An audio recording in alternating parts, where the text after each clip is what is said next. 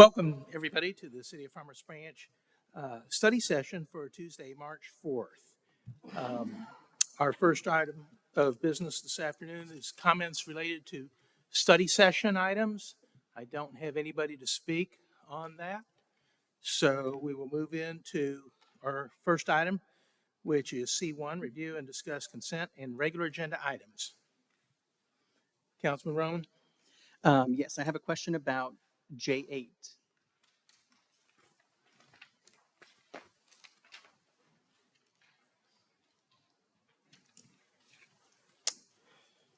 Ray Silveris, Director of Public Works.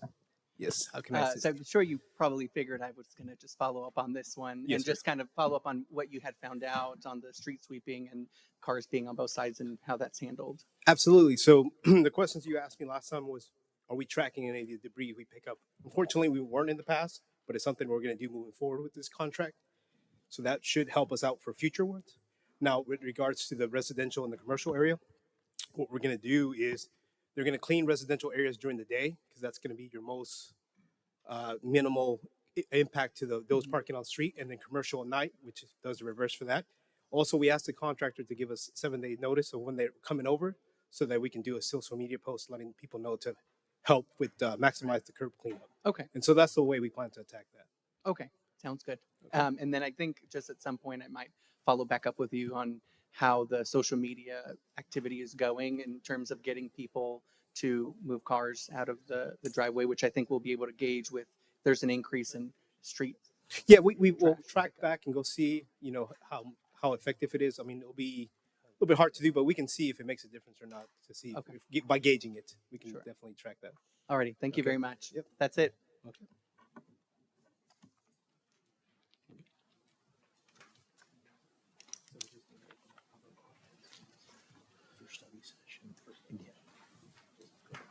You want to do it now? We can finish asking kinds of questions for you. Okay, all right. Let me finish. C1. Pull your microphone closer if you're going to speak tonight. So, No. thank you. Nothing. All right. Councilman Jackson? Yeah, Mayor, item J7 is in our consent agenda. I'd like to move that to the regular agenda items and have that presentation made by the staff. It's it's a fair amount of money, but it's a specialty piece of equipment that I think that our residents would be interested in knowing about. And having that discussion openly in front of our residents, I think would be beneficial, if that'd be okay. Very good. So we will move item J7 off consent, and it will become L3.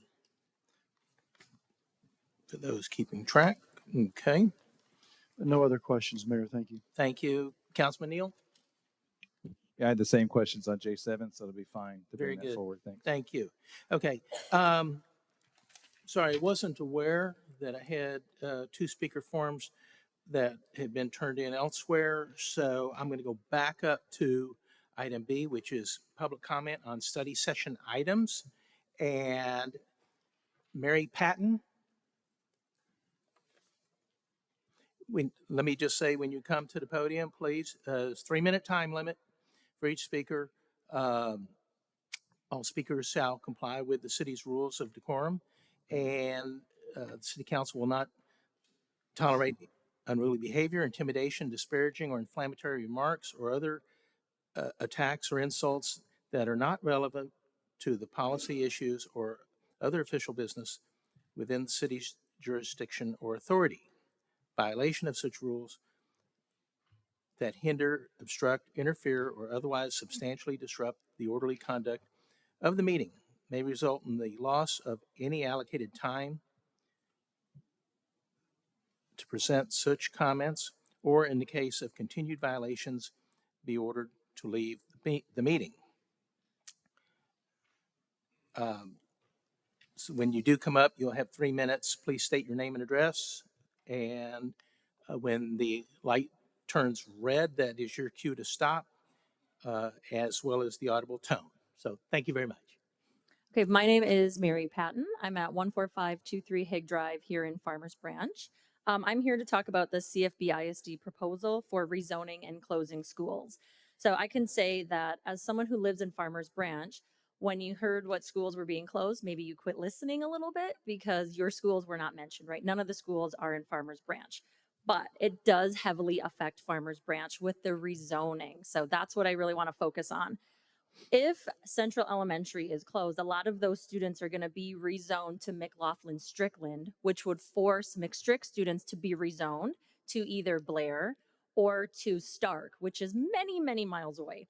And so those students are going to have to either get transportation there or walk there. They're going to have to cross major streets like Josie, Beltline, Valwood, um, even Valley View. They're going to have to cross these major streets. And I don't know if you all know or not, but 2 years ago, there was a student hit crossing Fike, which is not a major street, to go into McStrick.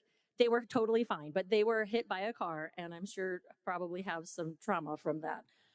But that could happen even more on this level if we're sending students in such a far manner away from where they are going. So we need to look at crosswalk safety, traffic safety, what the traffic patterns are.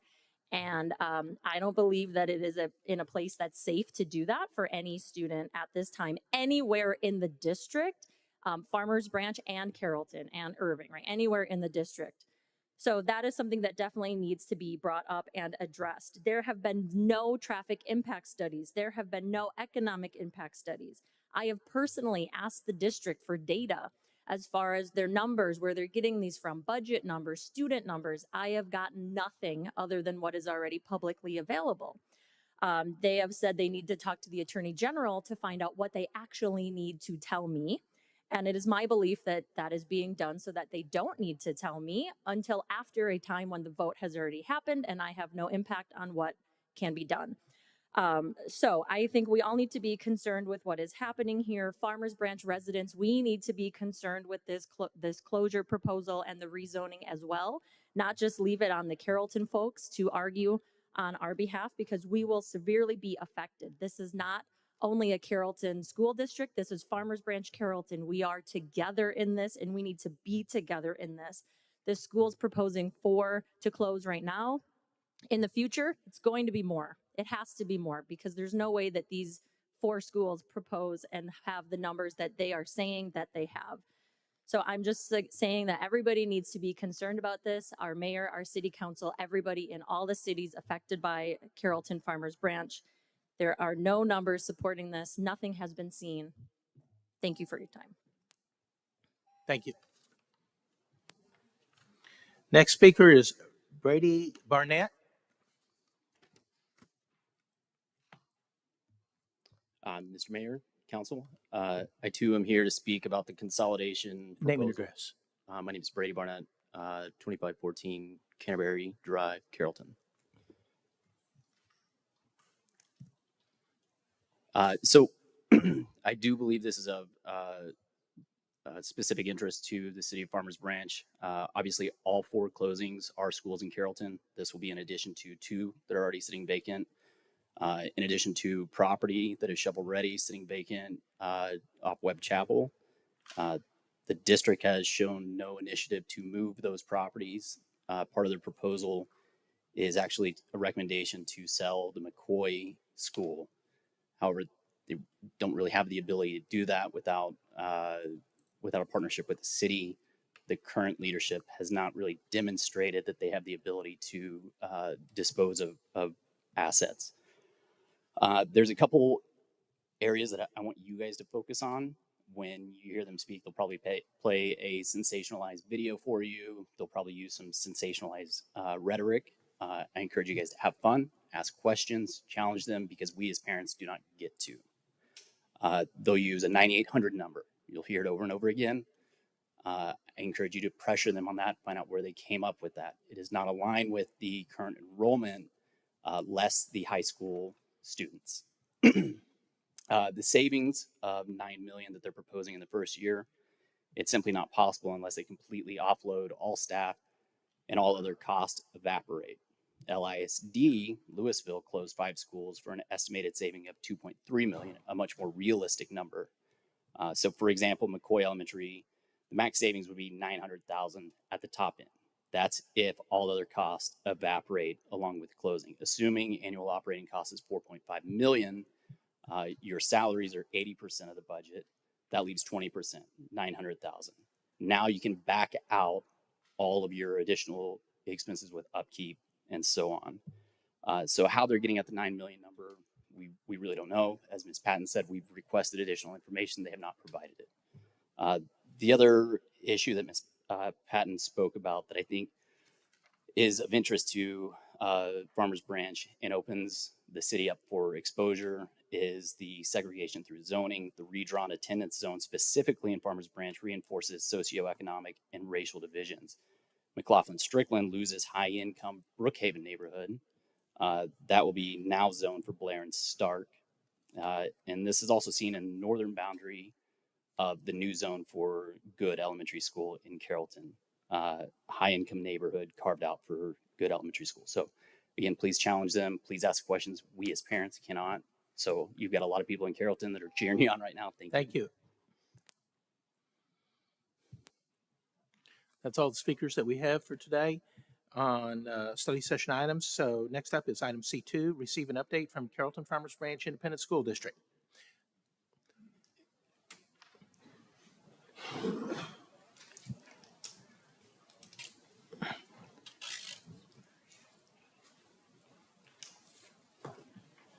Mr. Mayor, members of the council, and others here, good to see you. Thank you for asking us to come and be here and be a part. It's interesting that I've already have a segue because of complaints that are being raised out in the community by various ones who have been both attacking me personally and attacking my family, and I don't appreciate that. But I do want, I'm Randy Shackman, sorry. I am president of the school board, and I'm here, and we have several members who would like to have an opportunity to talk a bit about what's happening. The speakers have already mentioned 9,800. It's an interesting number because the researchers that we have employed who are professionals in doing demographic studies and space utilization studies, it's a number that they've brought to us as the number of seats that are not being used in our current situation. We are facing limited exposure with declining enrollments. We have significant budget restrictions due to state funding, lack of funding, and there are a lot of reasons that have gone on. We have been studying this issue for some 18 months, and we have engaged, we believe, outstanding professionals all the way through to bring information to us about this project. What I'd like to do is not only let you know that we have all these seats, but I'm going to ask our assistant superintendent for operations to come and give you specific details. He is functioning with this information on a regular daily basis and is most prepared to share this with you. But we do thank you for the opportunity to come. We value our partnership with the City of Farmers Branch, even though we understand your role is not to direct operations at the school district, nor is our role to direct operations for the city. But it is something that we share in partnership, and it is a great partnership. So I would ask Mr. Moore to come and share at this point. Thank you, Mr. Shackman. Thank you, Mayor Lynn, City Manager Williamson, and council members. My name is Chris Moore, and I'm the Assistant Superintendent of Operations for Carrollton Farmers Branch. Also with us, our Superintendent, Wendy Eldridge, our Construction Officer, Corey Blackburn, as well as Board Member Karen Benavides. And so wanted to share a brief overview, if you will, of what we are facing, what we're working through with regard to, specifically with regard to potential consolidation of our campuses. So I will begin this evening, as we have done at our presentations with the board, as we've done visiting with the families that are impacted at these four consolidated recommended campuses. And just say straight out that this is a very challenging conversation. There is absolutely nothing fun about talking about consolidating campuses. It is a tough conversation. And I think that no one knows better than you all what it's like to talk through tough conversations. You are making the decisions and guiding a city. We're looking at the vantage point the same as a school district. And so a lot of times you've got to venture down roads and tackle discussions and topics that they're not fun, but you've got to have the tough conversations. And that's what we're doing in our district. And coming out on the other end of that, while it's not fun, we certainly feel that we're going to come out on the better end in a much better spot looking at things broadly as a school district. And so this afternoon, just wanted to kind of provide a brief overview of how we got here, what it is that we're facing, what we've looked at, what we've studied, what we've assessed, and then how this is playing out, not just in CFB, not just in North Texas, but as was mentioned, yes, this is a statewide issue that lots in Texas are working through. So I think the best way to look at it overall is this timeline here. And so take a look at what we're looking at and how we got here. First, you see there, we adopted a deficit budget in August of 23. And so operationally, we recognized that it was time to, we needed to pause. We needed to take a closer look at things. Part of that was commissioning a capacity study and a facilities master plan. Because the last thing we wanted to do operationally was spend money as planned prior to that deficit budget and then realize that we should have paused and done a few course corrections. And so, namely operationally, we did not want to get to a part where we're potentially building buildings, doing massive renovations, and having to come back later and look back at what we had done in spending those funds. The capacity study and the facilities master plan that ran from the fall of 23 to the spring of 24 when it was presented to our board. And it included the recommendations for the consolidation of up to 3 elementary schools and 1 middle school. The board took no action on that report. They made it crystal clear to us as the district that they wanted feedback from the community, feedback from constituents before moving forward and taking any action. A few months after that board report in June, you see there we adopted our second deficit budget. And so that was in consecutive years, $28 million in deficit budgets that we had adopted. And so certainly that reinforced the need for continued assessment and that change. But with change come decisions. And so we wanted to equip those who would be making those decisions, our community, our staff members, and our board, with the most pertinent, relevant, fresh information possible, so they could make the best decisions possible. And a big portion of that was our demographics information. It was approaching what you might consider the end of life, and so we utilized it to the extent that we could. And so we commissioned a demographic study to capture information based on what the TEA calls snapshot data. That's essentially that's the data that TEA comprises the majority of all of its assessment information. And so we pulled enrollment numbers, pieces along those lines, and that's what we based that demographer's report on.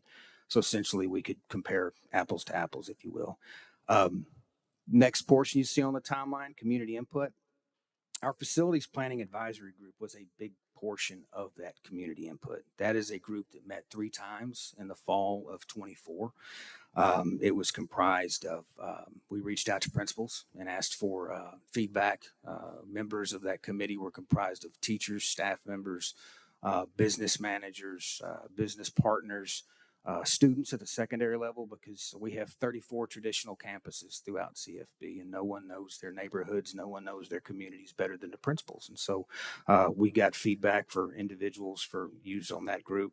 And the primary objective of that community input, of that facility planning advisory group, was to help shape the criteria that we as a district would then use to assess and compare against our building portfolio against the campuses. And so we would take that criteria developed by that the advisory group and go back to the board and make recommendations of consolidation based on what that group developed with regard to the criteria.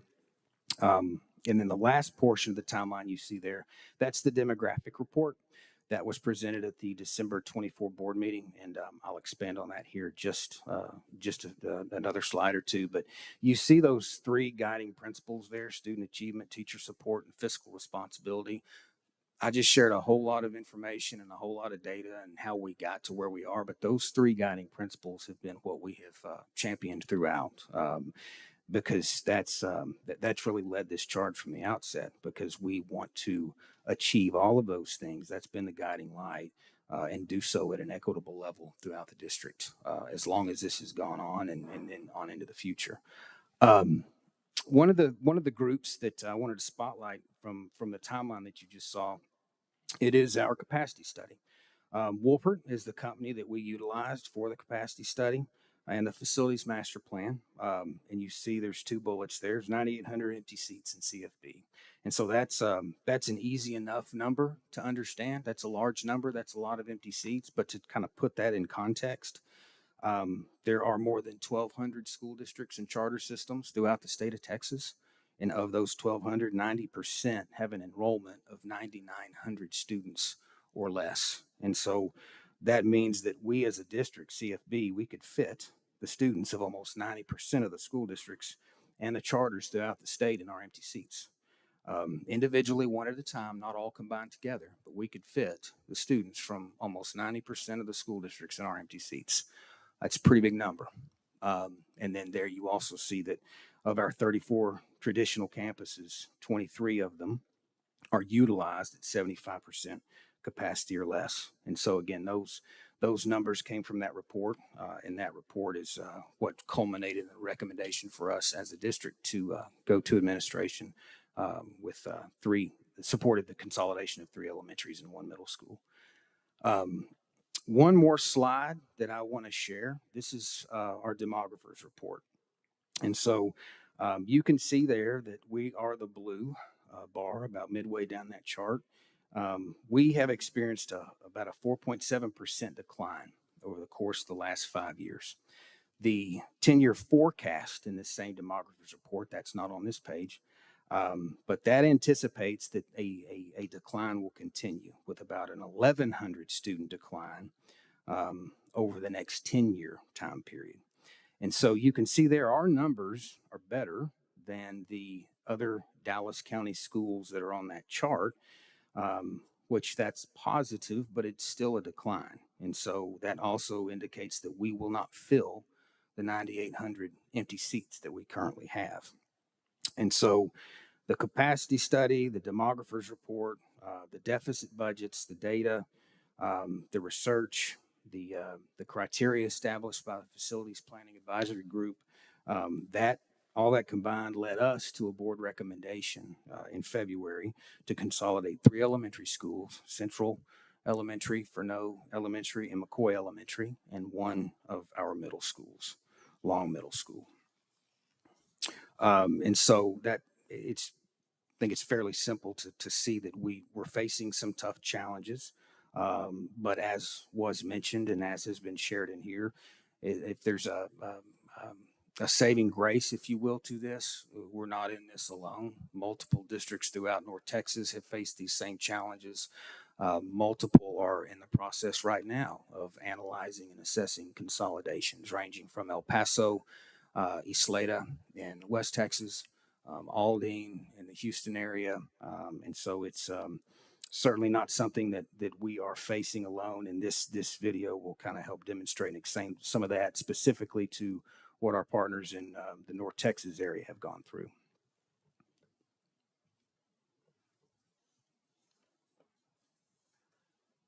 We've been talking to you about more North Texas schools may being forced to close their doors. Today, we know that Plano ISD could announce plans to shut down several school campuses, and it all comes after Richardson ISD voted to close 5 different school campuses earlier this year.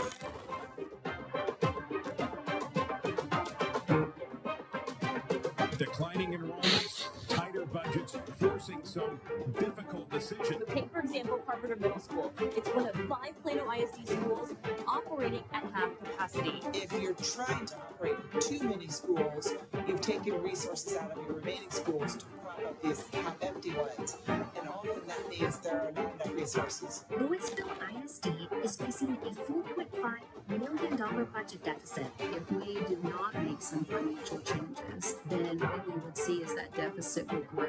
If the board approves these recommendations, students at several schools will be rezoned. We're not going to make everybody happy. We're searching, I believe we're searching for a perfect answer where there is no perfect answer.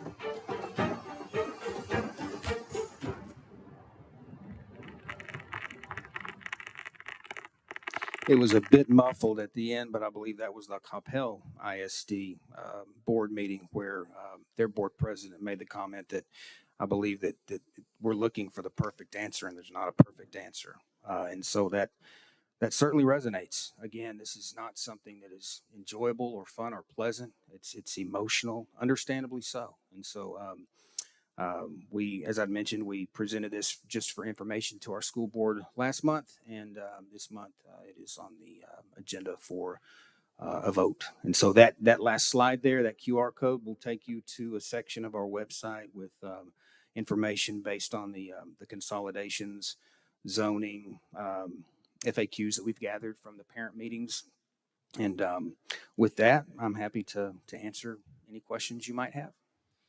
Thank you very much. I'm going to start questions down here on my left. Councilman Roman. Well, first and foremost, thank you very much for being here today, and for members of the board and superintendents and staff being here to share a little bit about what's going on. I watched the presentation the night that you guys were first unveiling the hard decision that you guys had to make. And I think it was important to also note that there was some context that I had from our joint city council and school board meeting that I think I want to make sure that we have a refresher to sort of maybe line up our conversation about some of the questions that I'm going to ask. And one of the things that I kept resonating with me as I was listening to this difficult conversation was that much of the decisions about your financing and how much money you're getting really is outside of your hands. When taxes are collected and they're given to the school district, my understanding is that you don't get 100% of the taxes that are being collected, right? Yes, sir, that's correct. And what happens to the remaining funds that you don't get to keep? Where do they go? They go to Austin.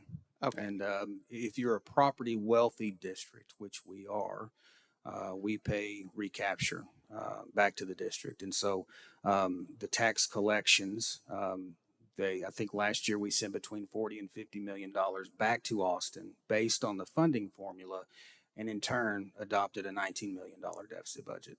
I see. And in our minds, well, at least in my mind, I think that was a very eye-opening fact to hear, because in our roles, if we have a deficit, we raise taxes, or we have bonds, or we have other options and ways that we can raise money to ensure that we don't have a deficit. And honestly, I've never had heard of a deficit budget until we had our discussion, our joint meeting, where we were able to better understand exactly that based off of your enrollment determines how much of the tax dollars that are collected that you end up keeping. And really it's a state legislature issue to resolve to hopefully prevent any future closings. Is that a correct assessment of my understanding? To some extent, the funding formula has not been adjusted since, I believe it's 2020. And before that, it had been 4 or 5 years that it had been adjusted. It's on the it's listed as an emergency priority with the governor's orders. I believe it's in the 10 or the 9 or 10 that he listed as an emergency priority to look at the funding for this next year to try and offset, because as you know, inflation skyrocketed, and the funding that we received, it is a portion of the it is based on the enrollment, and then there's a percentage based on the average daily attendance within the enrollment. And so that 6160 amount factors into those 2 or 3 different formulas, and we are funded based on those pieces that haven't been updated since 2020. Yeah. Well, I'll say I certainly don't envy the position you guys are in. This is a big shock, and I don't have any children that are in schools, but if it was one of the schools that even I had gone to, it certainly would hit my soft spot, so to speak. And and would create some concern about what's going on. So that's why I'm glad we're having this discussion. And I think anybody in elected office is familiar with these difficult decisions. But as I'm thinking about how is this something that's going to be impacting Farmers Branch and particularly the people that I represent in my district, I do have some questions that I want to make sure that I understand, because I'm sure that I will get asked questions about this. Um, and I know that we've already had some discussions about a reconstruction of Farmers Branch Elementary happening that will be funded with the bonds that you guys have available to you. How will that reconstruction and that temporary closing of that school impact the people who live in that area and attend to that school? The reconstruction. Yeah, the reconstruction coupled with the consolidation that we're here to talk about. The Farmers Branch, as it's currently zoned and as it's proposed, there wouldn't be an impact to those who are attending Farmers Branch Elementary School. Okay, and so when the school closes and the kids can't go to that school because it's under construction, where will they go? We're looking at a temporary swing space location for that year, potentially at one of the campuses that's proposed for consolidation. Okay, and I think there was one that was by R.L. Turner. Yes, sir. Central Is that Elementary the one School. that you guys are thinking of? Okay. Yes, sir. And as we're hearing from individuals about impacts of rezoning, is it true that students are going to have to potentially traverse quite a distance to go to their school? And how are you addressing that? Central Elementary is certainly one of the campuses that would be impacted with regard to transportation. As it's currently zoned, minimal number of walkers. And so the zone would entail students, families having to cross Josie and or Beltline to get to their campuses. And so with that, there's the way that the transportation system works in the state. You can provide transportation. You're required as a district, if you will, 2 miles and out. Anything inside, it's optional, but you can determine hazardous routes. And so certainly if we're talking about an elementary campus where students range from pre-K to 5th grade, even if we did have a crossing guard, you're relying upon a 2nd grade child to know to walk down the street, get to Josie, and then go to the crossing guard. We're exercising all the options that we can to get bus transportation for the students who would have to cross any one of those major 6-lane thoroughfares and not have to rely on a crossing guard. Okay. Because that is a safety concern, absolutely. Yeah. What other impacts can we expect as this consolidation is occurring for our Farmers Branch residents? The 4 campuses, tweaks to the attendance zones. I think that Blair, namely, is one that capacity-wise has been underutilized, and so we expanded that zone to take advantage of the space. It's a newer space, bigger classrooms, more functional within current educational specifications. And then just some adjustments really to the one of the things that we were looking at.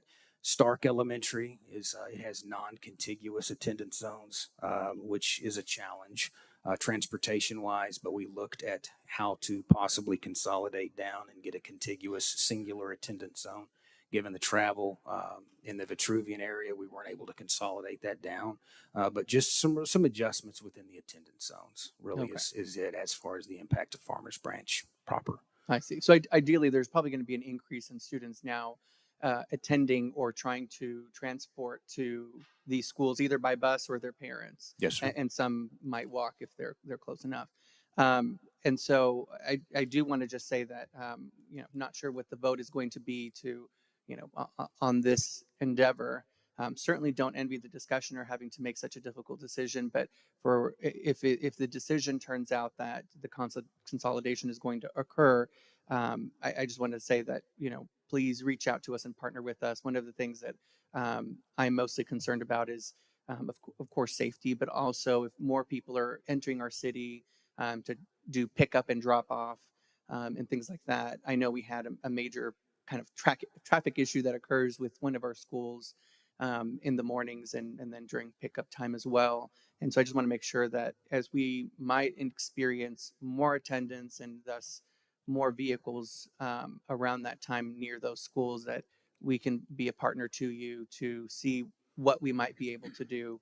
I know in the past we've talked about maybe making certain streets one ways, so that way there's no confusion about, or there's no conflict of people trying to go both ways and not being able to because of major traffic. So please lean on us and whatever we can do to help alleviate the concerns from our residents' perspectives, that we'd be happy to do so. Yes, sir. And we will continue with that. I know that we worked this summer at Stark Elementary, looking at that traffic pattern for the buses to get across the 3 lanes and better. I know that you all helped significantly on painting and restriping those crosswalks there at Stark, just on the Josie side there. Yeah. That's it for Thank me you. right now. Councilwoman Bennett. Thank you. We appreciate you guys being here, and it is challenging. I just have to ask, knowing or seeing this, and you had stated that the two studies that you had corroborated one another with the demographics. I'm sorry, 2 studies. What? The Wolpert, I believe it was, and then the PASA. Yes, ma'am. Where did they get the data points for the demographics and for the projected new occupancies? The PASA is the company that we worked with, and they reached out to you guys helped them. They got with economic development from Farmers Branch, from the city of Irving, and from Carrollton to pull and to pull the comps as far as the trends, the neighborhoods, the future development. Really, what we look at as far as the neighborhood studies go, we're built out significantly district wide in all of our cities. The largest growth for us is in the Valley Ranch area in Irving, west of 35, and just north and south of 635.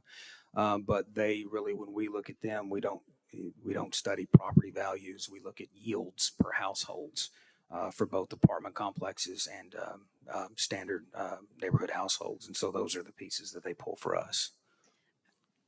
I would encourage you to reach back out to the city managers for those numbers, because as I'm looking at them, I'm going to tell you that they are inaccurate. Which numbers are I'm those? looking at the PASA for the housing projections and the increases. And the single family is certainly low, but our multifamily, based on our previous discussion here, and you guys would not know this, was our last council meeting, what the projected is for our multifamily is substantially different than this. Well, you can get back with them. Okay.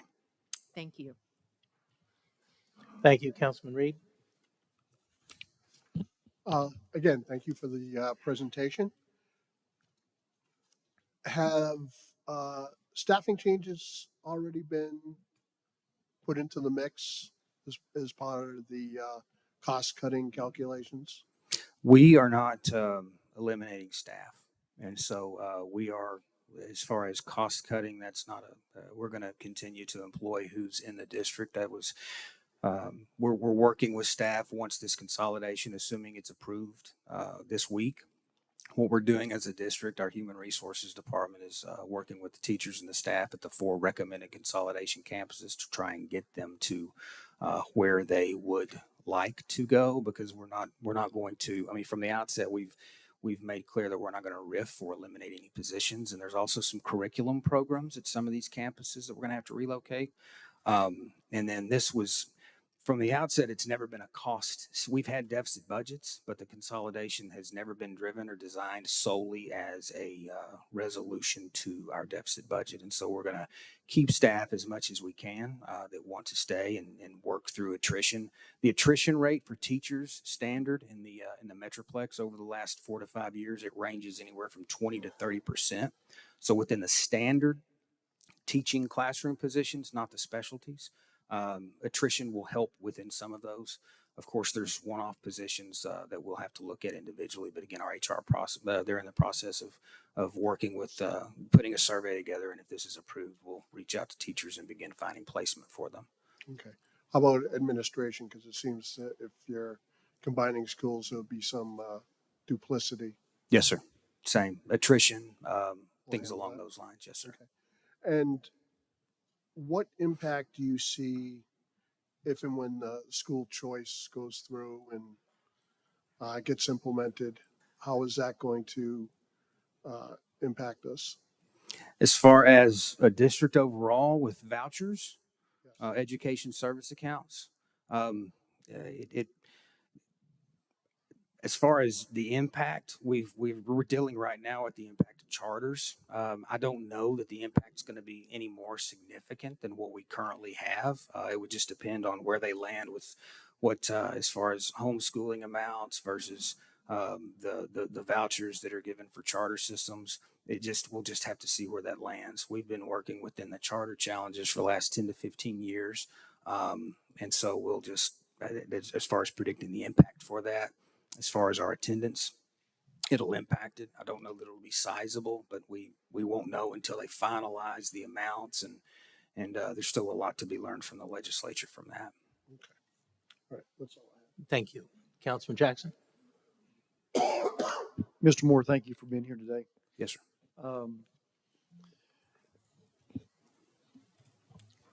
It's a really complex issue, very complex. And I've received a number of emails, and I've seen conversations and watched a lot of news where there's a lot of information going back and forth. It's different. It's not consistent, not necessarily from the district or from the board or any particular group, but there's just a lot of information to consider. And I know you guys have been studying this for quite a while. It didn't happen overnight, though. It didn't. What was the very first indication of declining enrollments and emptying seats? Was the 2023 deficit budget, or what?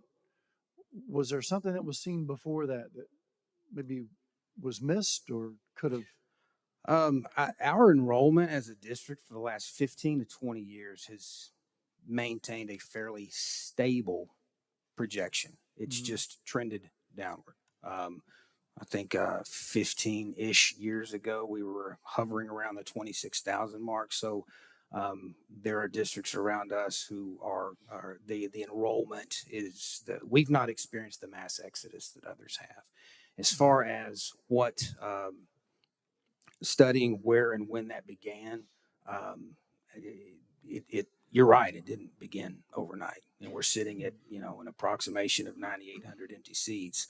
I can tell you that when we adopted that deficit budget in 23, that's when we, from an operational vantage point, decided we needed to get a facilities master plan, put something together, study that, as well as the capacity report, so we could begin building and planning for the future, not understanding or knowing what planning had gone on prior to that. Moving forward, we just knew operationally we needed to plan for the future, and when we were with that deficit budget, we wanted to spend accordingly, not just with the general fund, but also with bond planning and bond funding moving forward that had been approved. Mm-hmm. Right.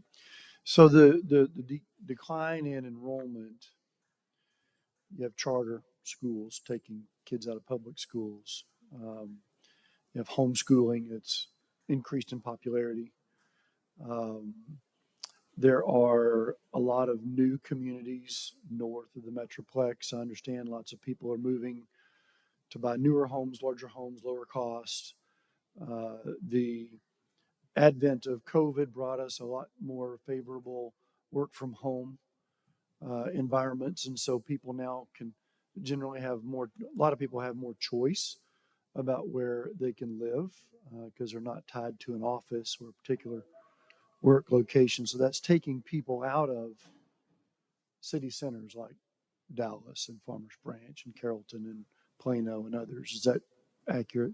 Yes, sir. And on that chart, I believe the one that's still up there, Prosper and Northwest, you see Prosper's percentage jump 98% in the last 5 years. Right. Northwest is up there with it. And then even to the east of that, Kaufman County, you've got school districts that are growing 40 and 50% over the last 5 years. And so there's challenges of rebranding, of remarketing, of not just retaining, of attracting new students, but retaining those that you've got with regard to programmatic changes, academies, different setups that you can offer to compete with what you're saying with regard to the charters and homeschooling to attract and retain students. Right. So it seems to me almost like a perfect storm. Inflation, lingering impacts from COVID, newly developed neighborhoods to the north that are attracting families out of the city, and they're able to do that. And boy, that's tough. And your ability to close 5 schools, but plan to keep all the staff and rely on attrition. The teacher attrition, you said a number, I want to make sure everybody heard this, 20 to 30% teacher attrition per year. North Texas as a whole, yes, sir. I believe over the last 4 to 5 years, it's averaged anywhere from 20 to 30%. Yeah, that seems, I'm not a teacher, I come from the corporate world, but in the corporate world, that's a shockingly high turnover rate. And that's not just CFB. That's, Sure. Yes, sir. That's the industry. Right, right. It's a tough job, I know. So in that regard, what is today's average student-teacher ratio, and how does the district project, a consolidation's impact on future student-teacher ratios, if that consolidation were to go through? I think naturally everyone assumes, okay, now you got more students going to fewer schools, you have bigger classrooms, but our schools are underutilized to begin with, right? So maybe there's more classrooms. And have we done some studies on how the student-teacher ratio is going to be impacted in the future? I'm not following exactly with regard to the student-teacher ratio. How many students there are in a classroom? Oh, student to teacher. I'm sorry. I didn't hear the two. Yes, sir. Yes. The state mandate, TEA requires that grades 4 and under, you maintain a 22 to 1 student teacher ratio. Mm-hmm. Anything above that, you have to apply for a waiver. Middle school, 25 to 1, high school, 28 to 1 are the targets. We were working to stay within. Those are targets, yes, not mandates. Yes, the only one that the state mandates per se Elementary. is the K4 elementary, 22 to 1, and we're going to work to maintain all of that within the classrooms, with considering the consolidations. Okay, all right. And so, if I'm not mistaken, is today's school finance plan, do we still refer to that as a Robin Hood plan? Yes, sir. Okay, so money goes to Austin. Our money goes to Austin because we're considered a wealthy district, and that money gets redistributed out to less wealthy districts. And so, as Councilman Roman said, it really is a state legislature issue as well, more so there because we're losing a lot of our tax dollars, and it's causing us to squeeze. And here we are today. I don't hear a lot about that necessarily in the news. What I hear is the schools are closing, we're at deficit budgets, parents are mad, kids are going to be displaced, teacher attrition is really high, but I'm not hearing a lot in the media about the state needs to do more for public schools. I'm hearing a lot about school choice and vouchers, but I'm not hearing a lot about the current school finance plan. We're all focused sort of on that 6160, and that number needs to be more, and but not about changing the underlying structure. What kind of insights might you share around that? Well, you're right. That's not something that's typically talked about a lot. But the formula, the amount has not changed since 2020, and it's with I think the Texas ranks prior to 2020 when the 6160 amount was increased. Texas ranked 42nd out of 50 states with regard to the percentage that they, as a state, designate to public education. Since 2020, it's slipped from 42nd to 46th. And so the amounts that they give and have given are more. And I think that the amount that the state gives as far as its individual awardings, I think that the amount out of the every 2 years out of the budget is, I believe, around 37%. Whether it's 37% or not, I know that the state awards more to public education from the budget each 2 years, but that relates to 46 out of 50 states. So whatever the amount is, it might be the number one of what the state awards, but it's 46 out of 50 states across the country. That's all the questions I have. Thank you. Thank you. Councilman Neal. Thank you, Mr. Moore. Yes, sir. And President Shackman and the other representatives here. Appreciate you coming to talk to us about this. Can you help me understand a little bit the 9,800 vacant seats, how that was derived, over what period of time, and your level of comfort with how accurate just that number is? Yes, sir.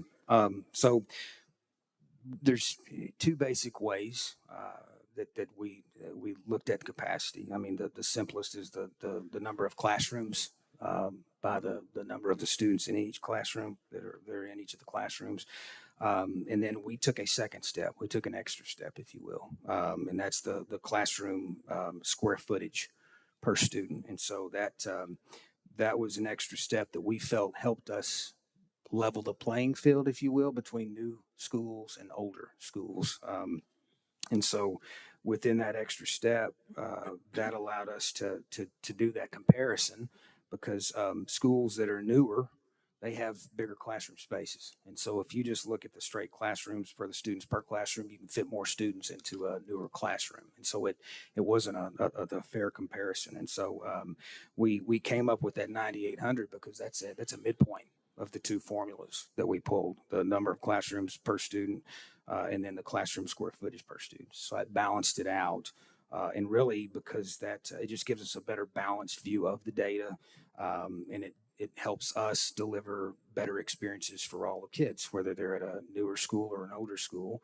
And with that extra step actually is where we as a district felt more comfortable by throwing in that extra comparison and not just going straight number of classrooms by the students per classroom. Adding in that extra step really balanced things out to where we were more comfortable with that number. Thank you for that explanation. I would like to switch just a little bit regarding the students that will be displaced upon the closing of these. Do you have any idea approximately how many of those students that are being displaced will end up coming here to Farmers Branch? Really central students would, the central students for the most part would transition across Josie. I don't have that number off the top of my head as far as the number of where they would transfer to, but I'm happy to get that to you. Yeah, I'd like to know what the impact is here to Yes, Farmers Branch, the number of new students we're going to have, potential new traffic situations, that sort of thing, public safety aspects and concerns, the crosswalks that were mentioned. So I'd like to hear a little bit more about that.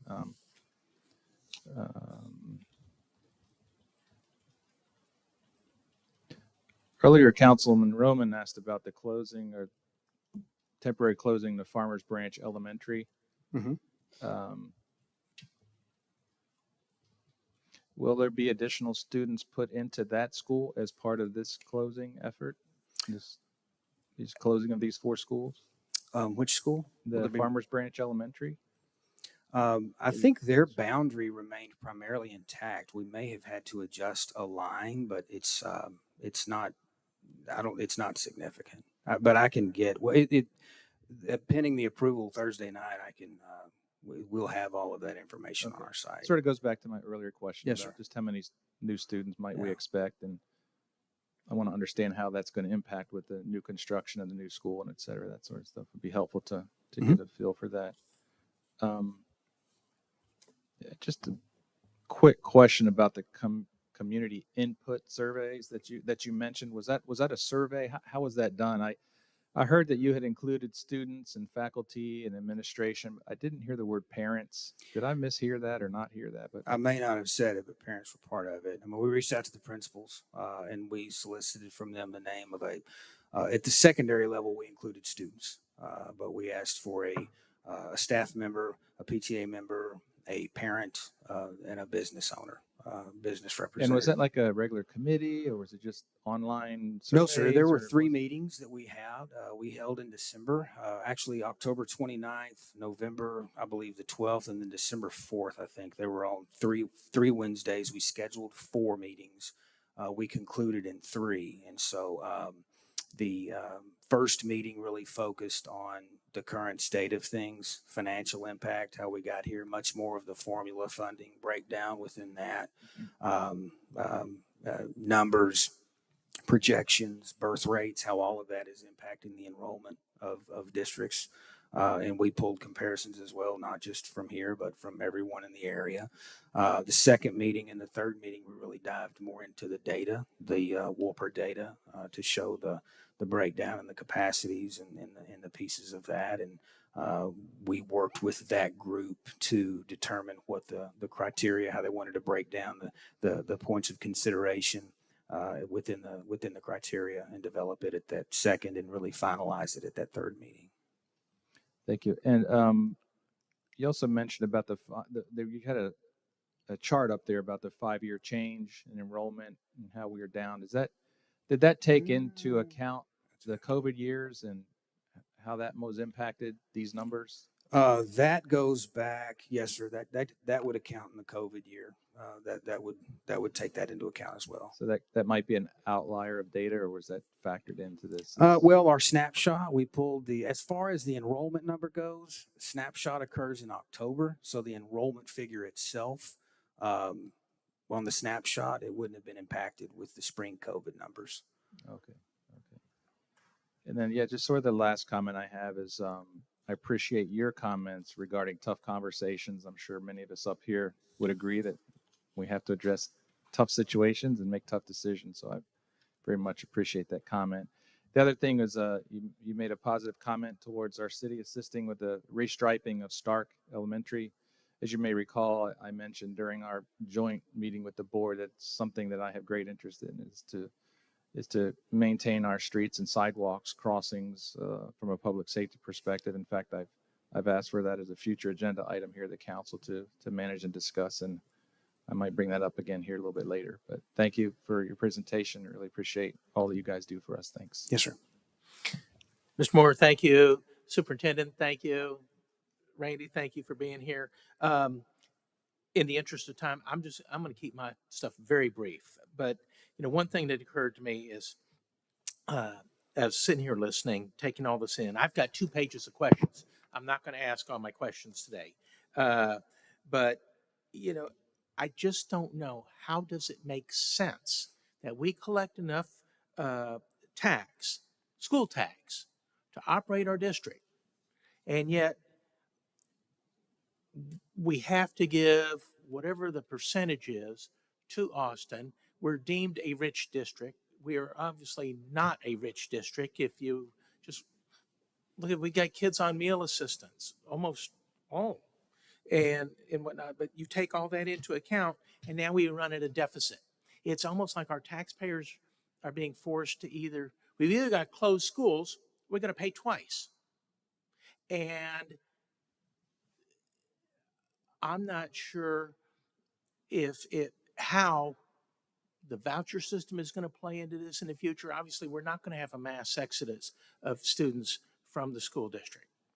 That just won't happen because the private schools don't have the capacity to take on more students. But what will happen is the private schools will raise their tuition, supply and demand. One of the questions was, do we think that the closure of these schools that are on the list will give rise to more charter schools? Has that been considered? As far as on the property themselves where the campuses are located? Well, no, they could be in new locations or I don't, what's the disposition plan for the schools that are going to close? I don't anticipate charter schools impact. I mean, we're going to still keep these students and house them in our campuses. They'll just have a different location to go to. And so, I mean, the market's not necessarily broadening, if you will, of the students. We're recommending consolidation of their campuses, but there's still going to be a CFBISD student. Okay, because that was another question of mine, whether the annual holding cost of an empty facility over a number of years, depending on what that is, at some point in time, populations may swing and start on the uptick again. So one of the charges from the Facility Planning Advisory Group, they were clear that they do not want buildings sitting vacant for an undetermined lengthy period of time to impact negatively property values, neighborhood values, and those pieces. That was one of the pieces that they wrote into their criteria. okay, so I'm just going to end with this. What do we need to do? The governance of Farmers Branch, the governance of Carrollton, what do we need to do? Do we need to go down to Austin and talk to our representatives? Do we need to go before the Board of Education and demand some kind of change so our district can be reclassified, so we can keep our tax dollars that we work so hard for to pay for our schools, so we don't have to close schools? Well, I think that you were already doing it. I mean, you mentioned the meeting a couple of weeks back or last month with the joint meeting to talk through the work session with the school board. I mean, staying in track with what the district puts together as legislative priorities. There will always be a financial aspect to those legislative priorities. Yes, the formula, the amount needs adjusting. The formula needs analyzing. I mentioned that we sent $40 to $50 million back last year, but adopted a $19 million deficit. I read something the other day that Galveston ISD, which is 98% free and reduced lunch, sent $40 million back to Austin. So it's the formula and the way that the funding is captured. It needs a fresh set of eyes on that. Okay. Well, again, I want to thank you for coming and making the presentation. I'm sure we'll have more discussion. I got more questions, but I'll save those for another time. Thank you all. It's important. We need to have this dialogue going, and hopefully, I know there are residents that still have their own questions, but I would encourage our council members to sort of gather them if they can, and then continue a dialogue with you so we can respond back accordingly. Thank you. All righty. Thank you. Next up is item C3, receive an update regarding economic development efforts and events.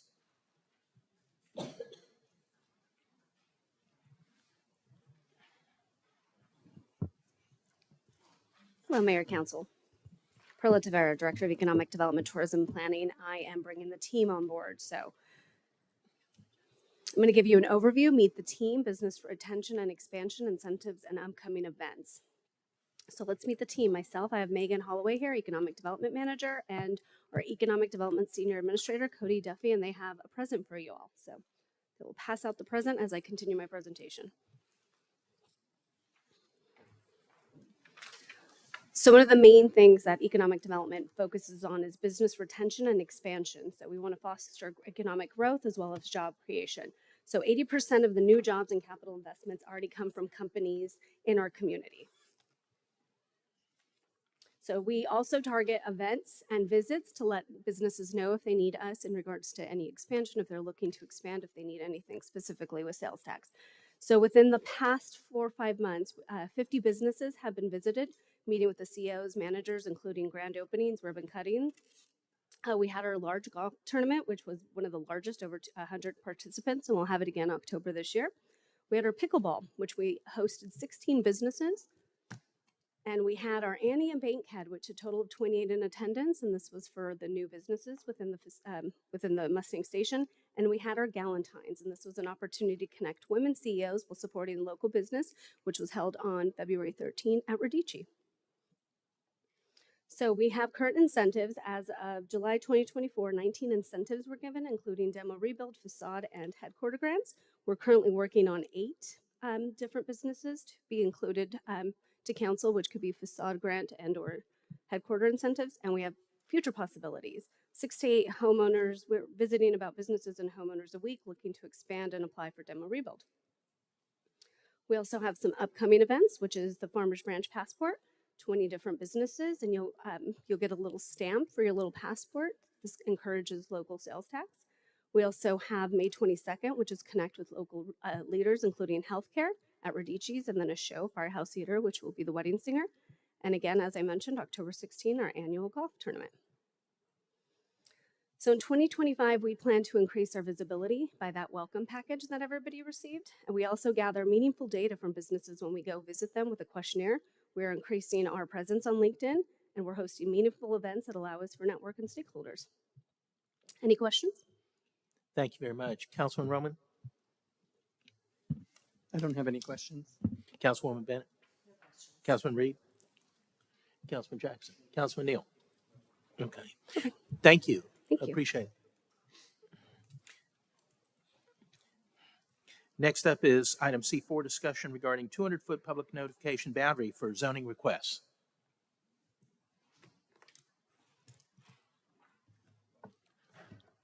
Good afternoon, Mayor and Council. Sarah Bergman, Deputy Director of Planning.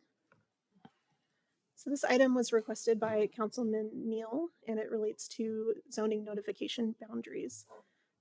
Just a quick overview. Currently, Farmers Branch does align with state law for any zoning request requested within the city. What this means is that anytime a request is initiated, staff mails a letter to any property owner within 200 feet of that site. The letter contains information about the request, a property map, contact information for staff, and then some details about the hearing.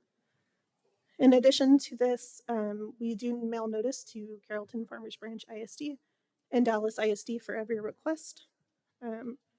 Zoning signs are posted on the property, and then we update our website. So today we're looking for direction on whether this 200-foot boundary is appropriate or should be expanded. The first thing we did was look at surrounding cities and see if our current practices line up with what's going around in the Metroplex. And so of 16 cities surveyed, we found that 12 of them do stick to that 200-foot notification boundary. A few of the larger cities have increased that radius. And so you can see on here, Dallas, Fort Worth, and Garland have increased. And then Colleyville is actually the largest at 500 feet. And then just a couple other considerations to keep in mind as you're weighing this decision. Obviously, our goal is always to increase engagement and transparency in the zoning process. So when you increase a notification radius, that provides the opportunity for more residents and more business owners to be aware of requests and potentially can increase engagement. So that's a good thing.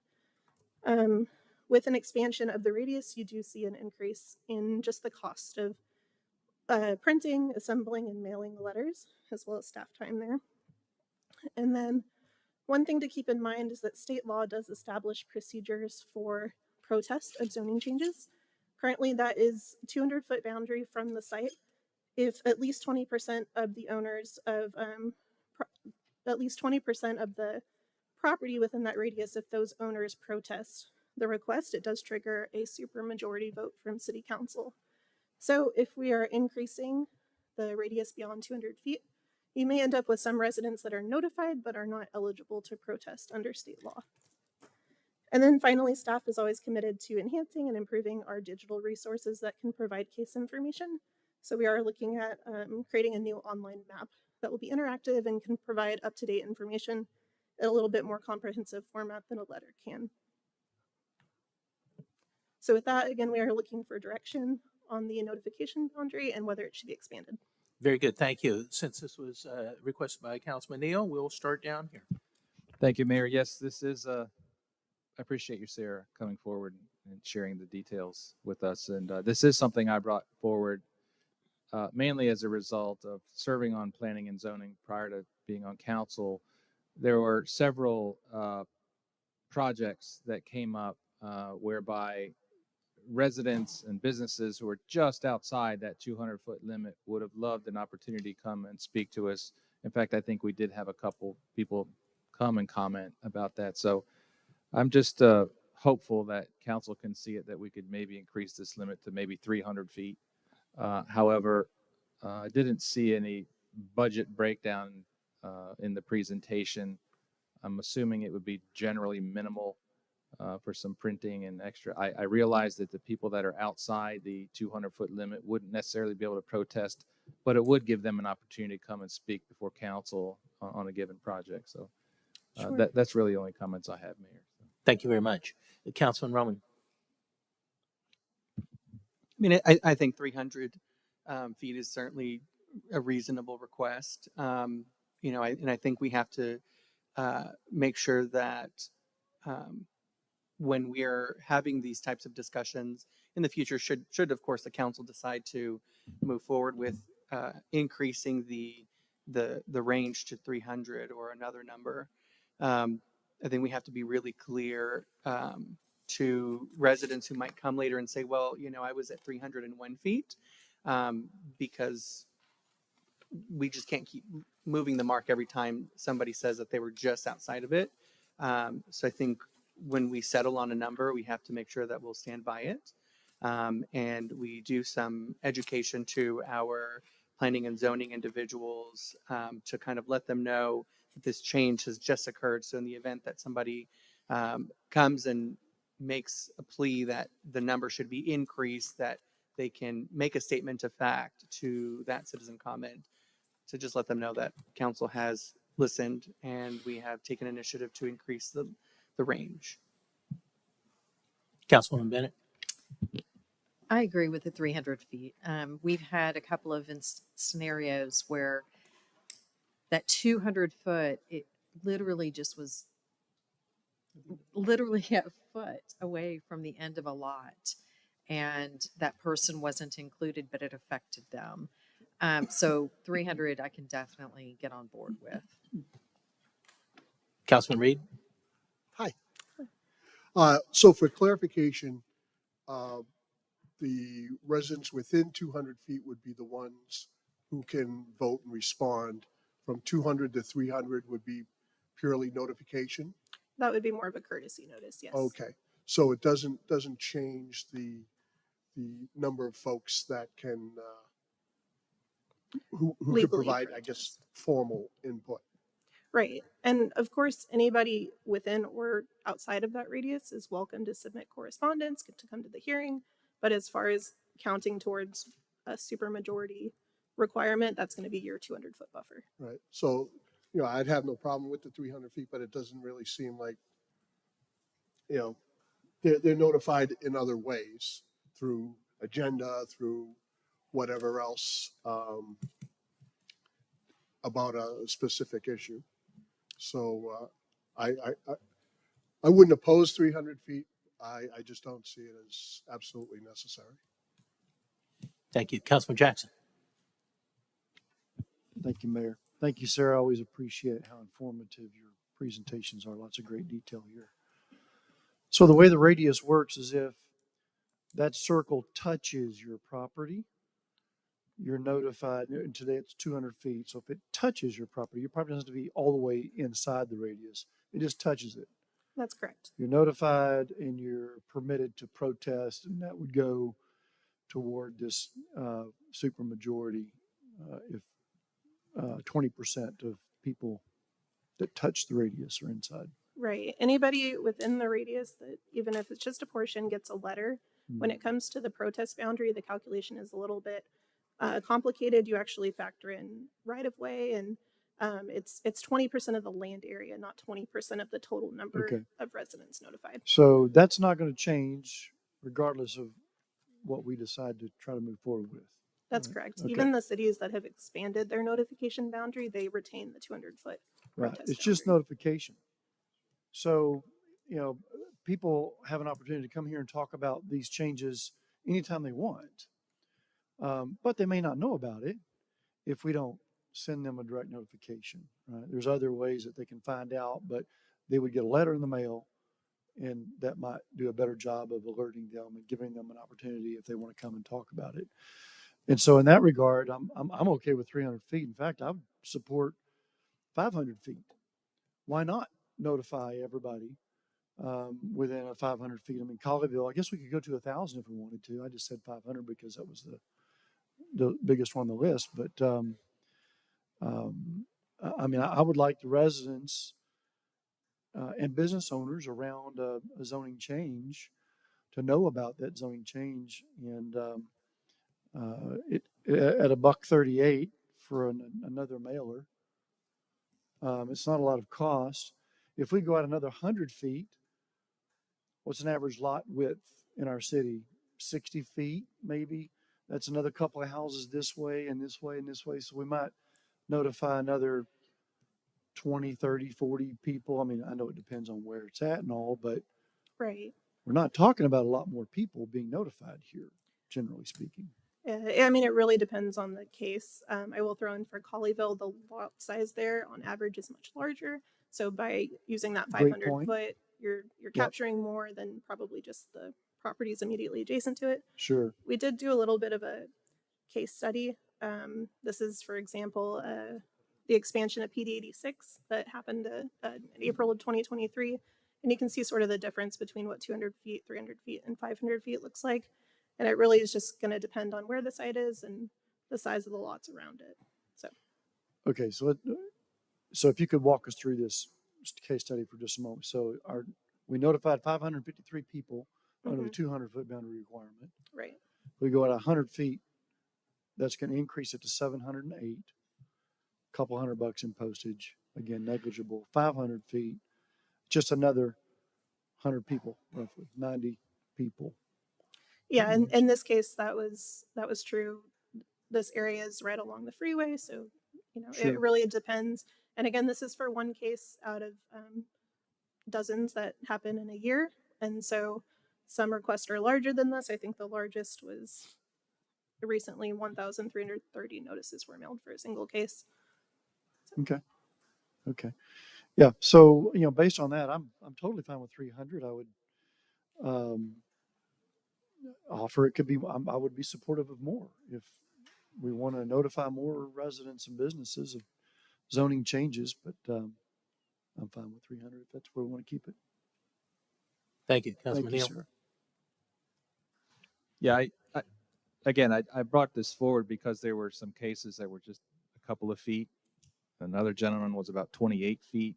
Another guy was 57 feet.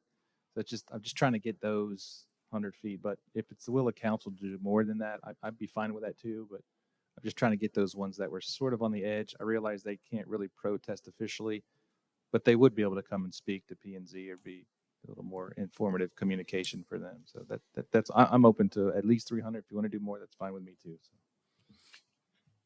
Sarah, go ahead, Councilman Roman. I mean, I'm open to doing more as well. I thought I wasn't sure what you were going to ask for, so I didn't know. But I was thinking 500, and then you said 3. So, but I'm happy to do either. Thank you.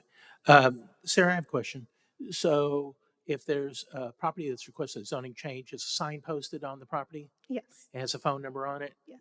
And it usually tells date of the hearing? It has the case number and it refers you to staff, and all of the hearing information is on our website. Okay.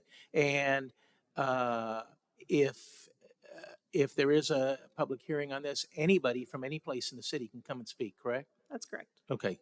So they may not be in that immediate area, but anybody's welcome to speak on any. Okay.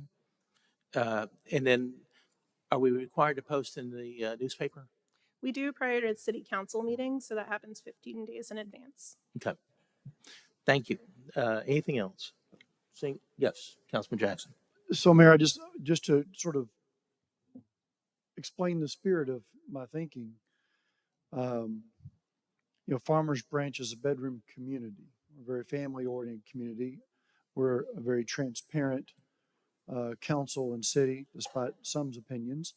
But I just think it makes sense for us to, go a little bit above and beyond the requirements to let our city know of changes that are occurring so that folks, are just more informed. Again, that's all it changes. It just notifies more people. It doesn't, potentially cause the protests to be more easily had. But I would say 500 feet would be the number that we change this to.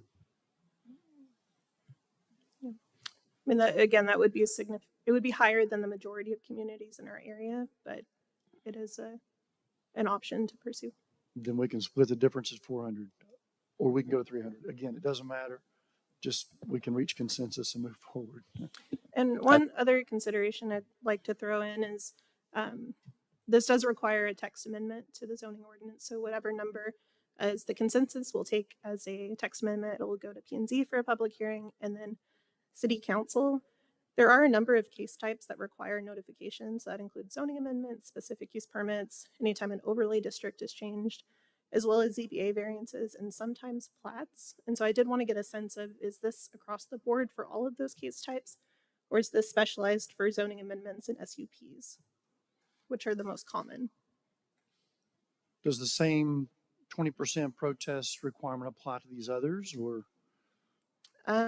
It's primarily for zoning amendments. I mean, I don't know why not necessarily, but as long as it doesn't change.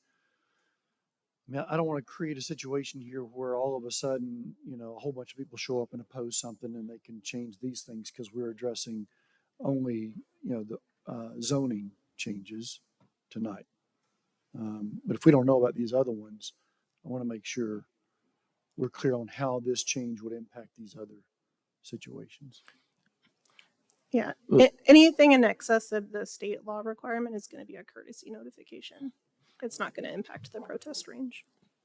Since I think the consensus was originally 300, why don't we have staff draft at that, and then that gives you all additional time for when this does come back. We can always increase it at that time for when it becomes an action item. Absolutely. And maybe approximate cost as well per. Sure. How many mailings per diameter. Yeah. So we can. Okay. We can provide more information. Thank you very much. Next up is item C5, discuss the demo rebuild program.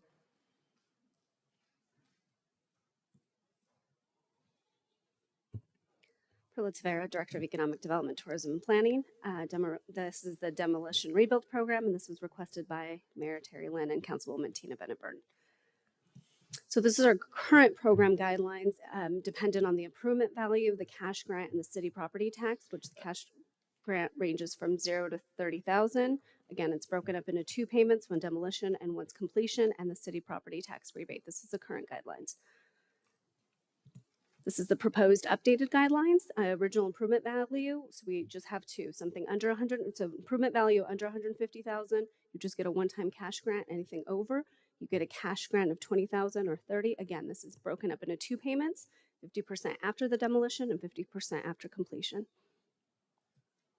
And so discussion today, if you guys are okay with that, did you guys still want to make this available to the developers? And do we want to put a budget limit on this?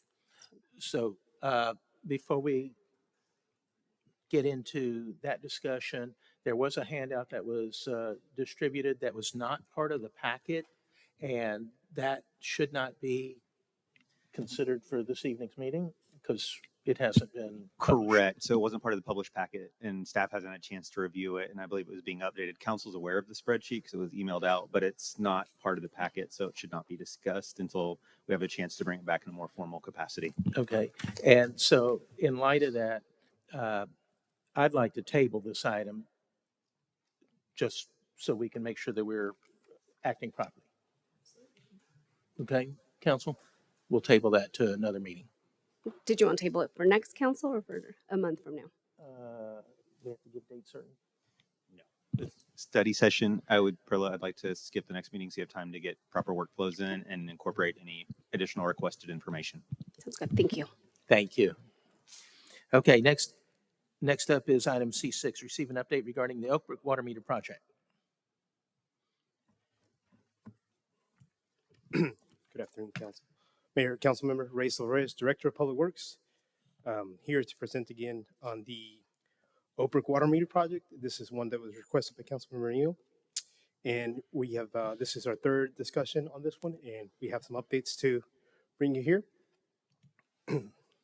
So quick background, back in the summer 2023, The city council allocated $90,000 for this national neighborhood investment program. And with this, we're going to try to help with taking the master meters down for all. There's 5 master meters for the entire 156 households that are there. And so they all share. We're going to try to do individual water meters for this neighborhood. Back in the fall, winter of 2024, we got the right of entry agreements all signed by everybody in that neighborhood. In January 2025, the HOA agreed, as we had these discussions when we started talking about it, and we looked at the cost that was predicted back in 2023 versus what we're seeing now. It kind of changed a little bit. I think we were predicting $180,000 back then. And so that price has gone up a little bit. We asked the HOA what would be the maximum contribution they could do. And we also decided to go ahead and let's bid this project out to see what the actual bids would come and what the market is producing. So we went ahead and moved forward and got the project out to bid. We did receive 5 bids when we bid it out, ranging from $264,000 to $471,000. And this also includes a $30,000 contingency funds, just in case we haven't done a underground subsurface investigation. So we just left a little bit of wiggle room in there. So this is kind of what we spoke about in the past, the maintenance. We've worked with the HOA. They will be ultimately responsible for the water lines. We're just going to work with the meters since it will be the cities. Again, we talked about doing the 90% contribution to the water meter replacement project. And one thing we do need to discuss is I brought up in the past that we weren't so sure with where the prices were going to land. We talked about providing the water meters to the project as well, and we can discuss whether we can give back costs from the city, or if you would like me to see what else we can do with the water meters regarding to what the project bids came in at. Again, I talked about the range of the project bids, and again, the city remains committed to supporting its residents, and therefore we're having here this discussion. So we're looking at council direction of what we want to do with the bids we've received. Again, we did receive 5. The 2 low ones, we've looked at them and vetted them, and I'm sorry, the low bidder, we looked at them, vetted it, called their references, and looked at their qualifications, and they seem to be check out per what we research, and so that is here before you. Let me see if okay, and that's all. At this point, I'll stop here and see what the council's direction is, and we can kind of discuss about the next steps after we have a brief discussion. Right. Excuse me. Thank you very much. Councilman Roman? I'm sorry. Wait a minute. I was going to say apologize. This is in Councilman Neal's district, and if you will start us off. Thank you, Mayor. Yes, this project's been ongoing for a long time right now, and I'm trying to get to a point where we either move forward with the project or we stop continuing working on it. So I'm delighted to see the numbers come in. I was expecting to be a little bit worse situation given the timeline that this project's been underway, but I do have a question regarding not the lowest bid, but the next lowest bid amount. The lowest bid that you mentioned here was around $264,000. The one just higher than that was what? It was 301. It was the next step. And what was was there a difference in labor cost, or what was the difference there? So, and again, this is what we always say. When I spoke about at the beginning that we develop a opinionable probable construction costs, is the OPC is what we present to you based on what we see from other construction projects and whatnot.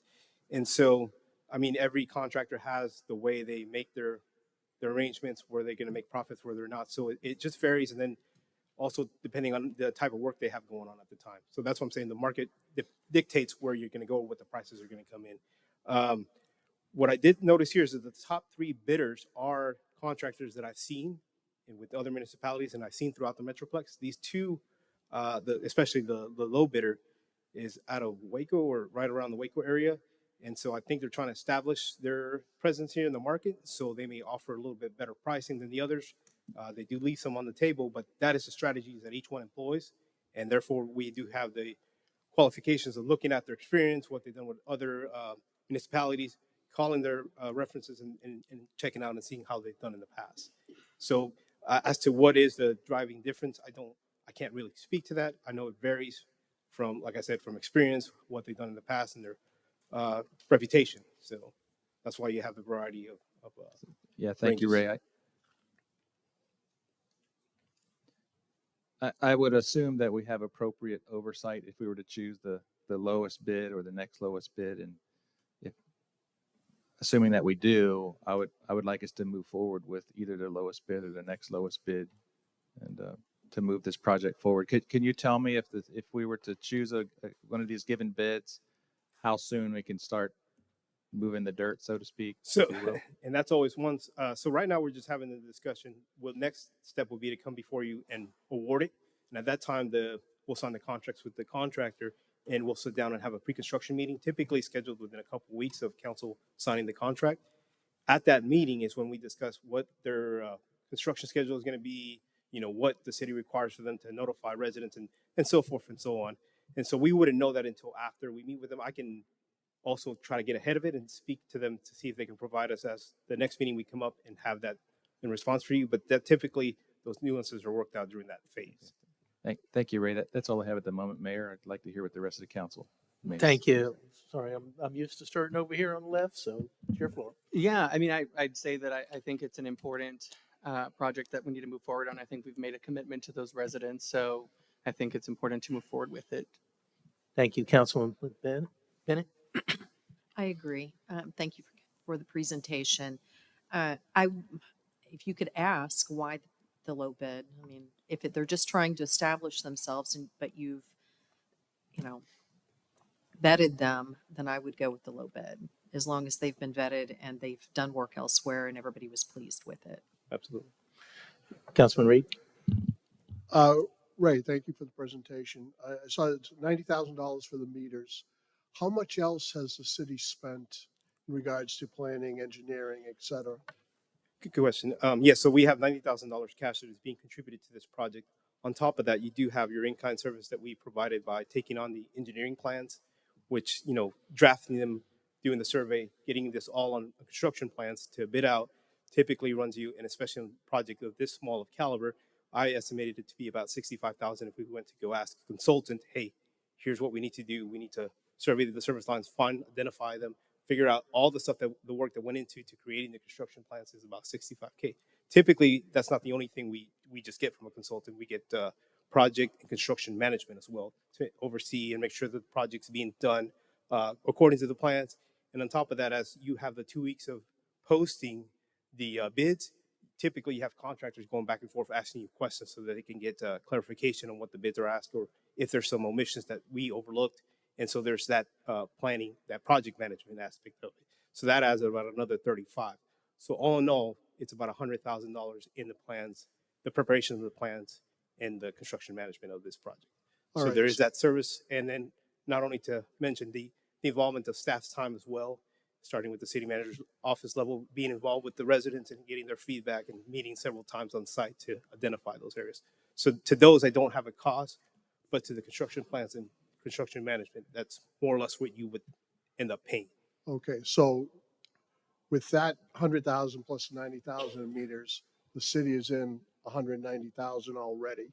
Right. So my question is, why are we splitting the cost of the project with the HOA, as opposed to them taking on a larger piece of the expense? And then one thing I do need to add before we move on forward with that, just to your train of thought, there is the water meters that we did talk about in the previous study sessions. We were thinking about, because at the time, again, we were working on areas that we haven't done before. Again, this is a single scope project, just doing water meters, so we weren't sure exactly where it was going to come in. We didn't have any other references. One thing that we were thinking about helping was providing the water meters. And based on the city's cost, at the time we were looking at it from the market's perspective, if we were to provide the water meters, it would be around roughly $20,000 to $22,000 to get all 156 water meters into the hands. So that would be another cost that I brought up to see if we wanted to help in addition to that. So the bids that are here before you do not have the cost of the water meters. I can add that direct cost that the city pays because it's a little bit cheaper than the market rate, but that's something that I would need direction on as well. So and I apologize. So the 90,000 that was referenced earlier that was just project contribution, cash only, at the time when this was back done in 2023. Okay. And I think as we were forecasting what the market was doing at the time, we were thinking what we brought up here before you was maybe potentially add the cost of the water meters because they may, or add the actual meters themselves as part of the project contribution. Okay, so now you're saying instead of 90, it's more like 100,000? Yeah. And then 22,000 on top of that for meters. Right. So Well, we'll say 125 to make the math easy. So again, I ask, why are we splitting the cost of the project 50-50 with the HOA, which is because it's a decision that they're making to do. It's not something that's being forced upon them by the city. And we're basically already committing 125,000.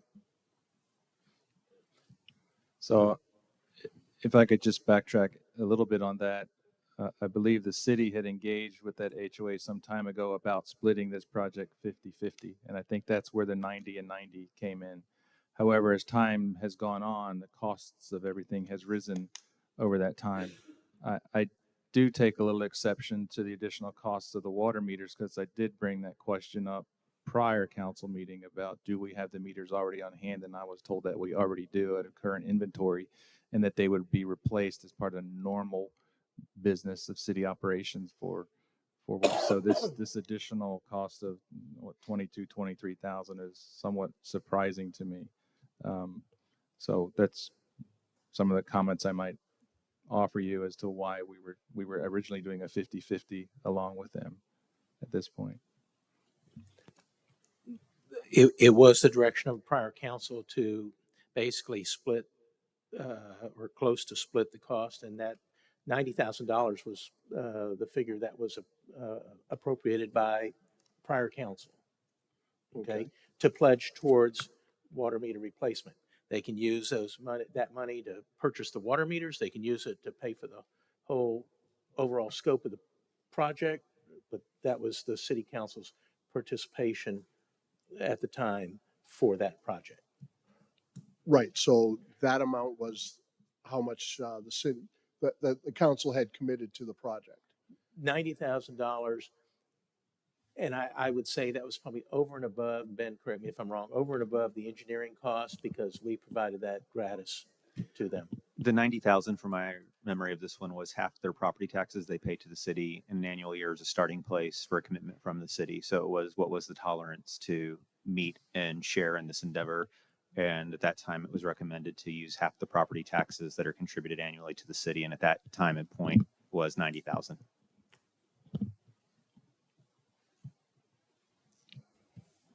Okay, so I might be thick, but so we're saying we've committed 90,000 to the project.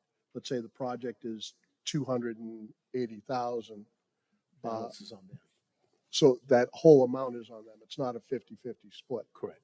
Okay, because am I reading it wrong? Did it say they had agreed to a 50-50 split on the? Well, I'm sure they would have liked to add 50-50, but we pledged 90,000. So if the project cost $180,000, then it'd be 50-50. But we're looking at something north of $300,000 roughly.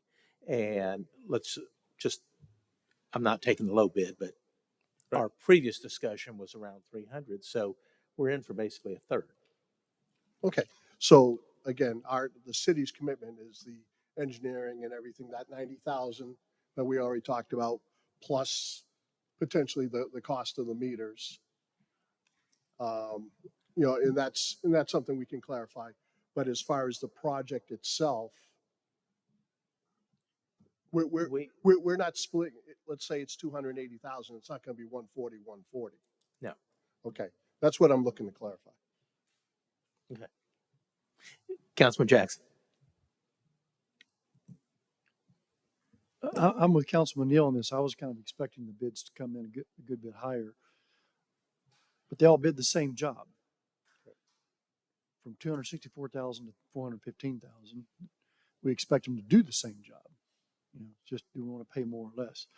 So, if we vetted the lowest bid, I'd be in favor of spending the least amount of money because it's not just we'll pay less, but also the HOA will pay less. And so I'm supportive of moving forward, and I would suggest we just get moving forward as quickly as possible. We've been talking about this for quite a long time, and I think the thing that we need to think about in this project as well is now that everybody's going to have their own water meters, there's going to be an incentive to be more water conservation minded. I think that's a really positive outcome of this effort. Ray, I do have a question myself. Will the contractor or any selected contractor on this project be required to put up a performance bond?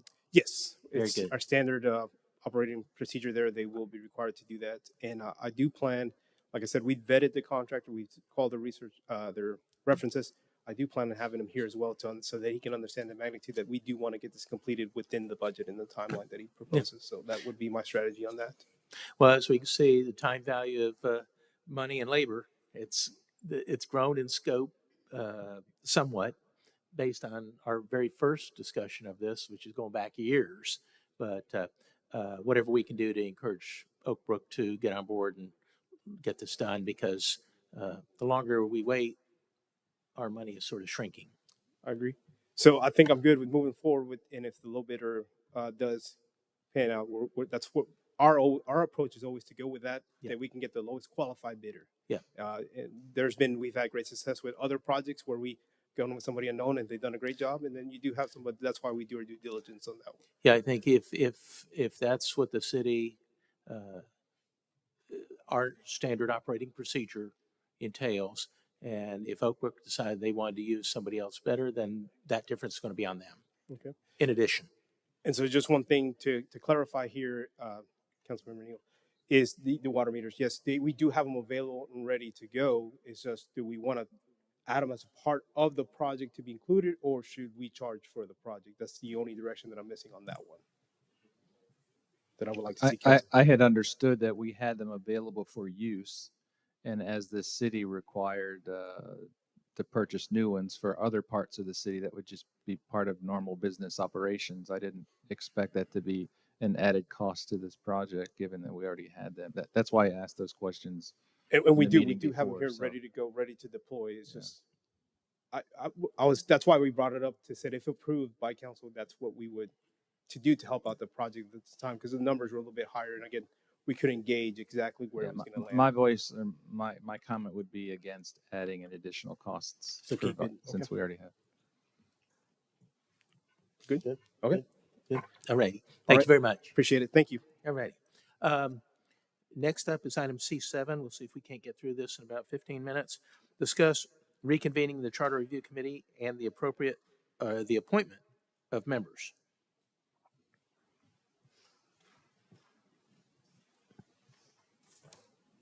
Hello, Mayor, Council, Aaron Flores, Deputy Director of Administrative Services, Deputy City Secretary. And today we're going to be talking about the possibility of reconvening the Charter Review Committee. It was requested to come back as a future agenda item to discuss if we wanted to do it sooner than the 5 years that we already have scheduled. So it's already scheduled to go back in July of 2028, but we are able to bring it back every 2 years. So this is just kind of the next steps. If you did decide to go forward with convening it early, we would have you guys decide your 2 appointees. Each council member can choose 2 appointees and the mayor chooses 2. And then you deliberate together on a chair. We'll come back with a study session item with those appointees that you choose. And you guys will choose the chair at that time. And then we'll bring a resolution forward reconvening the committee. And then we will work with the city attorneys to schedule those meetings from here until the time that it's done. And I'm here for any questions. Very good. Thank you. Councilman Roman? Or who brought this? Okay. I'm sorry. It wasn't on there. I thought I'm ready. Good. So my thought process on this, we know our charter has no teeth. And I was even looking at it today and the way that the compensation section 2.03 compensation expenditures and travel policy and how that's worded as well. Am I not loud enough? Well, okay. No, but we're global in nature. Right. We're not going to get into detail. Okay. So anyway, a slower process. The last time they did it, it was like drinking out of a fire hose. And so instead of like making residents cram in, then if we could do it over a longer timeline, that's a little bit more palatable even for council. Thank you. Okay, Councilman Rowan. Yeah, I think as I recall the entire situation, it was a blur because I felt like it did go by very quickly. I didn't think that there was sufficient time to be prompted to say, you know, hey, are there certain items that the council would like to make sure are looked at by the committee, and that we had enough time to talk about it as a council, and then charge the charter review committee to do it. It felt very quick and fast, like we were trying to check a box and get it done. So I definitely think that this time around it should be a little bit slower to allow us an opportunity to fully give direction to the committee, and then they can come up with their own. But that way, at least any questions or concerns that we might have as a council can be addressed by the committee. Thank you, Councilman Reed. So just so I'm clear, we're not necessarily looking to accelerate the next review. It's just to get a jump on it. Well, we can do it within 2 years. So we can do it within 2 years, but to get it on to the next May cycle in 2 years, and we want to slow the process down, we need to start. Right. So that way, because remember, charter has to be voted on by the community. Correct. Okay. Thank you. Councilman Jackson. So the next charter review is to convene in 2028. How long did our prior charter review committee meet? Was it 6 months? Was it, do we know? Remember? I do. Let's see. They began meeting in July of 2023 and they ended in September. Okay, so they met for like 3 months. It wasn't very long. So, yeah, not very long. And then there was the election, what, in November? That election was on May 4th. Oh, May 4th. Okay. 2024. Okay. So, I mean, I would be in favor of making sure that our charter review committee has 6 months, let's say, to meet, because they were meeting, what, once a week, twice a month? What was the I believe cadence? it was every 2 weeks. Every 2 weeks. So they were meeting every 2 weeks.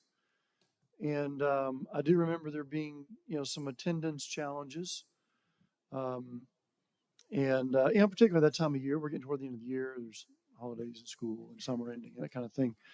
So maybe stretching out their meeting period over a 6-month period as opposed to squeezing it into 3 months makes more sense to me. But I feel like just coming off of a charter review, unless there's some compelling concern or issue, and I do, Councilwoman Bennett Burton, take exception to the statement that you made, our charter has no teeth. There may be some provisions in it that need better enforcement capabilities or don't have any enforcement capabilities. But to say that our charter has no teeth is wrong. It has teeth. So if there is a compelling reason for us to go back and add a provision, or we got provisions wrong, or the last review committee got something wrong, then I think that that's something that we as a council need to discuss in more detail, because this is quite premature in my opinion. It's asking a lot of our resident committee to meet longer or more frequently. And I think, frankly, the council needs to have a better, more healthy discussion on items of focus for our charter review committee. Thank you, Councilman Neal. Thank you, Mayor. My thoughts are that I don't really oppose the convening of the Charter Review Committee. I also do like the idea of having an extended period of time. But at this time, I think we should probably table this item if for no other reason that we have a current election that's about to occur. And this would give the new representatives an opportunity to select those representatives to the charter review. We're not selecting anybody tonight. So, no, I know that. But for this item, I think it's worthwhile having the new council representative choose their representatives on the committee. So I would just offer that we table this until such time as we have the new council people on board, given that there's only 2 months to go. So. Okay. If I could just add to that, there's no urgency in this being an action item at the next meeting. Okay, I agree. We should allow our new representatives, since the election is so close, to have the opportunity to appoint members to the committee. No argument there. I think the reason this has come up is because there have been a number of issues in very specific points relating to the city charter where it seems to be lacking, or people have identified some things that they're uncomfortable with, pieces missing, whatnot. And so the purpose is, instead of waiting to 2028 to do this, start working on it now. It's up to the committee, once it gets formed, how often they will meet to do this. They'll be given a charge by the city council, and with a time deadline. And so completely agree. We need to have their feedback so we can have adequate time to discuss and review those points that they come up with. But people have been submitting points to the city manager. So there is a list building of some things. And I think the sooner we can be prepared to move forward on this, the better. And so all we're looking for now is direction to be ready to put this in motion once a new council is elected. Those new members, whoever, will still have the opportunity to make those appointments. We're not going to do that tonight or before the election. If I could just make a point of clarification. So the next election that would be eligible would be in November of 2026, because the May 2026 election is not 2 years yet. It's just shy a couple days. So it would be November. It takes us about 6 months per se to get it ready to go on the ballot in November. So if you guys wanted to wait until after the election, that's fine. We could just bring it in June, and that would give till at the latest February to get everything we need. Well, we could also be looking at the May 27 election too, That's, which yeah, that if was, that's what council wants. in my mind, that's what I was sort of thinking, because don't want to rush this. This is a big deal. This is our governing document. So, it takes time. We have new attorneys now that have not given their input. Well, they have sent points of discussion to Ben, but they need time as well. So, yeah. Right. So, So all in favor of tabling this for now until after the election? yeah, I think we want to be positioned to where we could bring this back, say June meeting, and then try to take action somewhere in June after Okay. council is sworn in. Okay. Is that reasonable? All right. Reasonable? Okay. Thank you all. Very good. I'm going to go ahead and read us into an executive session at this point, and we will come back later and finish up the remaining 3 items from study session. So item D1, City Council will convene into closed executive session pursuant to Texas Government Code Section 551.087 to discuss economic incentives for Project 2025.004. And item D2, the City Council will convene into closed executive session pursuant to Texas Government Code Section 551.072 to discuss the sale of real property located at 13309 Josie Lane. So we will recess to the city manager's office, and then we will be back out here at 6 o'clock.